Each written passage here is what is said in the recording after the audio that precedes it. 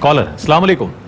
وعلیکم السلام ورحمۃ اللہ. جی جناب. حضرت میرے بڑے بھائی کا لاسٹ سے انتقال ہوا تھا، تو جس وقت ان کی طبیعت خراب تھی اور ہاسپٹل لے کے جا رہے تھے صبح فجر میں، تو گھر ان کی مسز نے اور میری مسز نے روزہ رکھ لیا تھا. تو بیٹے نے جاتے ہوئے دونوں کا روزہ کھلوا دیا تھا کہ آپ روزہ کھول لیں. اچھا. تو کیا ہم کو ان روزوں کی کیا کرنی ہوگی؟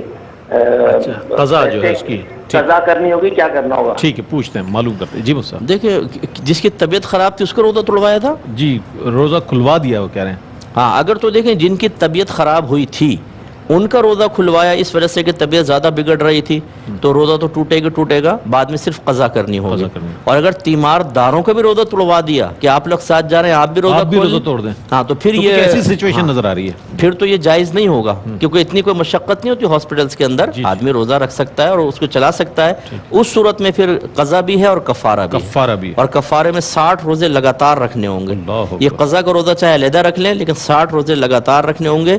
اگر مرد ان میں سے ایک بھی روزہ درمیان میں چھوڑ دے گا تو نئے سرے سے گنتی شروع ہوگی. جبکہ خواتین کے لیے آسانی ہے کہ اگر بیچ میں ایام حیض آ جاتے ہیں، وہ گیپ آ جاتا ہے، تو وہ سابقہ تعداد سے ہی کنٹینیو کریں گے، ان کو دوبارہ رکھنے کی حاجت نہیں.